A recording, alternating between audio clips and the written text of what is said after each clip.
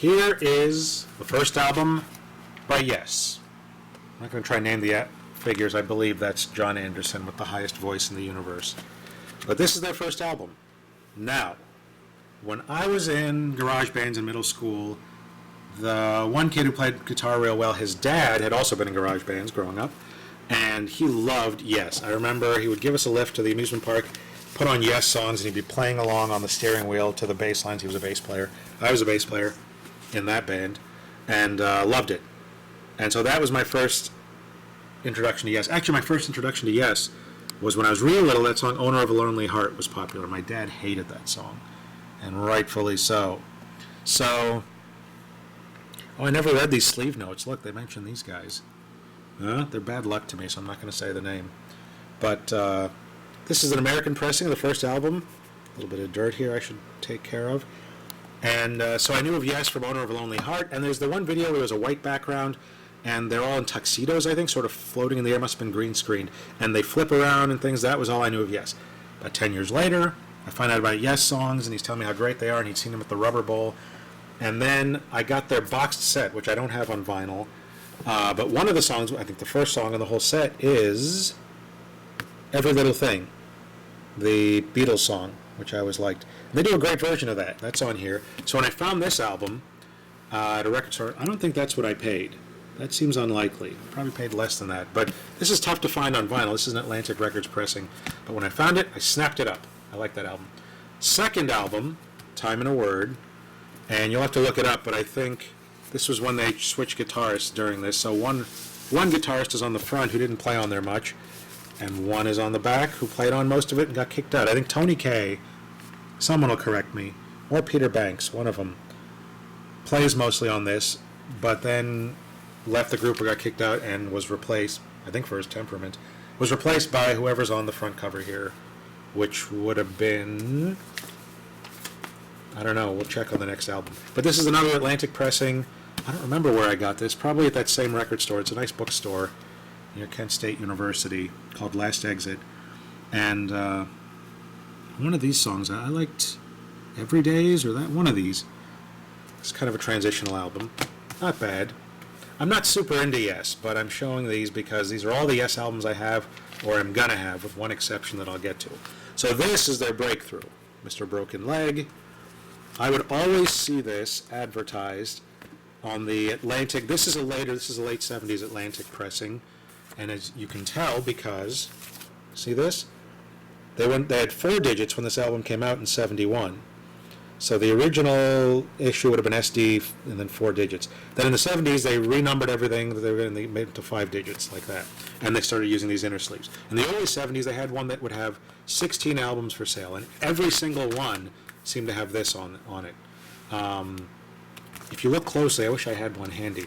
It'll say Rock 4 or Jazz 1. They would have 4 or 5 different ones in different genres, those inner sleeves. And this one was on every one. And this one's the one that broke them wide open here. Yours is No Disgrace. You'll always hear on classic rock radio The Clap or Clap. I think they had to call it The Clap. I don't know what's going on there. You'll look it up. I've seen All Good People, good stuff. Hilarious use of that in the movie Dick. Perpetual Change I like. And this is a late 70s Atlantic pressing. Sounds pretty good. And who plays guitar on this? Okay, so Tony Kaye's still here. Steve Howe. So Steve Howe replaced Peter Banks. And then Tony Kaye, maybe he's the one who was let go for his temperament and replaced by Rick Wakeman. Yes, fans, you'll look this up. I'm doing this more just to show the vinyl and let people know what's happening vinyl-wise who maybe aren't so familiar with Yes. This is Fragile. I've had so many copies of this with the cover that's trashed with ring wear. I love that this one's nice, but of course the sticker would not come off. I started it, no good. This is from a chain called The Exchange, which is in Northeast Ohio and Chicago. I think I got this one in Northeast Ohio. They used to have beautiful dollar bins. I got a copy of Saucerful of Secrets in their dollar bin. I got a copy, 2 copies at different times of, what's the one right after Metal? Obscured by Clouds from their dollar bin. Their dollar bin is not so great anymore now that they figured out what was going on. Here, this is an original pressing, as you can tell, because this is 1841 Broadway. They moved from there to 75 Rockefeller Plaza, and that's when they went to, we go back to this, the 5 digits. So as you can see, this one's still got the 4-digit SD scheme. I always loved when I was little how this spins, does a swirl as the disc is running. So there's this album. This one and the Yes album sound great, and as do the first two. And then this one, the sound quality goes to heck. It could be this one. I haven't listened to Fragile in a while, but I know through the Yes album it was great. I think this one's still okay. This one, it's bad. Somewhere in Stereophile magazine years ago, Michael Fremer had a great explanation of why and how that happened and when it happened, but that's what's going on here.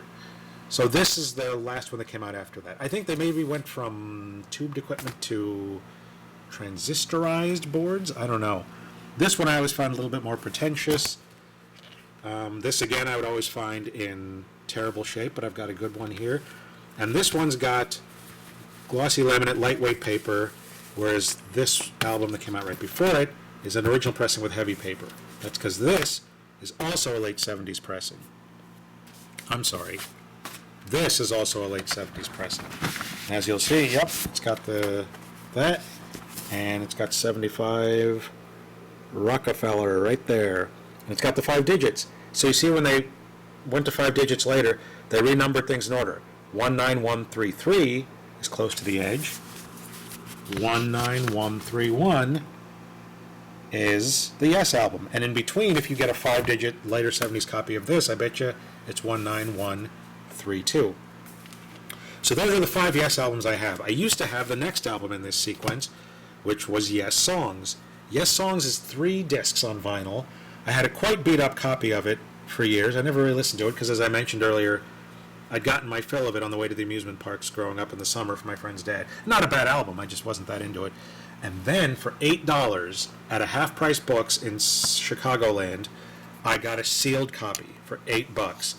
And eventually I think I sold that for $75 because I just wasn't into it, and I figured the beat-up copy will do me just fine if I ever want to listen to it, and I never even really want to listen to that. So I think I eventually gave that one away because I didn't see it on the shelves.